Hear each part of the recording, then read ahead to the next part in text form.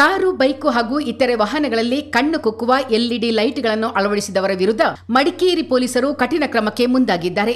ಇಂತಹ ಲೈಟ್ ಬಳಸುವುದರಿಂದ ಎದುರಿನಿಂದ ಬರುವ ವಾಹನ ಚಾಲಕರಿಗೆ ತೊಂದರೆ ಆಗಲಿದೆ ಎಂಬ ಕಾರಣಕ್ಕೆ ಪೊಲೀಸರು ಕ್ರಮಕ್ಕೆ ಮುಂದಾಗಿದ್ದಾರೆ.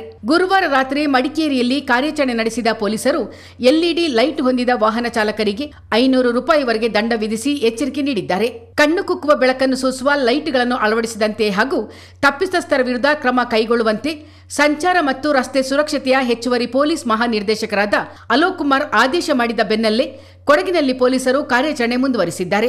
ಭಾರೀ ವಾಹನಗಳಾದ ಬಸ್ಸು, ಲಾರಿ, ಟ್ರಕ್ ಇತ್ಯಾದಿಗಳಲ್ಲಿ ಹೆಚ್ಚಿನ ಪ್ರಕಾರ ಬೆಳಕು ಸೂಸುವ ಎಲ್ಇಡಿ ದೀಪ ಅಳವಡಿಸುವುದರಿಂದ ಇತರೆ ಚಾಲಕರಿಗೆ ಡ್ರೈವಿಂಗ್ ಕಷ್ಟಕರವಾಗುತ್ತಿದೆ. ಈ ಹಿನ್ನೆಲೆಯಲ್ಲಿ ಕೇಂದ್ರ ಮೋಟಾರ್ ವಾಹನ ಕಾಯ್ದೆಯಲ್ಲಿ ನಮೂದಿಸಿರುವ ಹೆಡ್ಲೈಟ್ಗಳನ್ನೇ ಅಳವಡಿಸಬೇಕು. ತಪ್ಪಿದಲ್ಲಿ ಅಂತಹ ಚಾಲಕರ ವಿರುದ್ಧ ಐಎಂವಿ ಕಾಯ್ದೆಯ ಕಲಂ 177 ಅಡಿ ಪ್ರಕರಣ ದಾಖಲಿಸಬಹುದು ಎಂದು ಆದೇಶದಲ್ಲಿ ತಿಳಿಸಲಾಗಿದೆ. ಇಂತಹ ಪ್ರಕರಣಗಳ ಬಗ್ಗೆ ಜುಲೈ ತಿಂಗಳಲ್ಲಿ ನಡೆಸಿದ ಕಾರ್ಯಾಚರಣೆ, ದಾಖಲಿಸಿದ ಪ್ರಕರಣ ಹಾಗೂ ಕೈಗೊಂಡ ಕ್ರಮಗಳ ಬಗ್ಗೆ ಜುಲೈ 31ರ ಒಳಗೆ ಪಾಲನಾ ವರದಿ ಸಲ್ಲಿಸುವಂತೆ ಅಲೋಕ್ ಕುಮಾರ್ ಸೂಚನೆ ನೀಡಿದ್ದಾರೆ.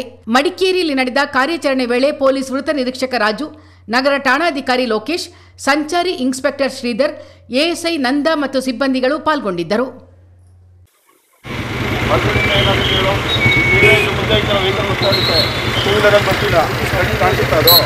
ಕಣ್ಣಿಗೆಲ್ಲ ಒಂಥರ ಇದಾಗಿ ಆರ್ಥಿಕವಾಗಿ ಸಂಸ್ಕೃತವಾಗಿ ಹಾಕ್ಬಾರ್ದು. ಏನು ಇಟ್ಬಿಟ್ಟಿದೆ ಅದಕ್ಕೆ ಬಳಸ್ಬೇಕು.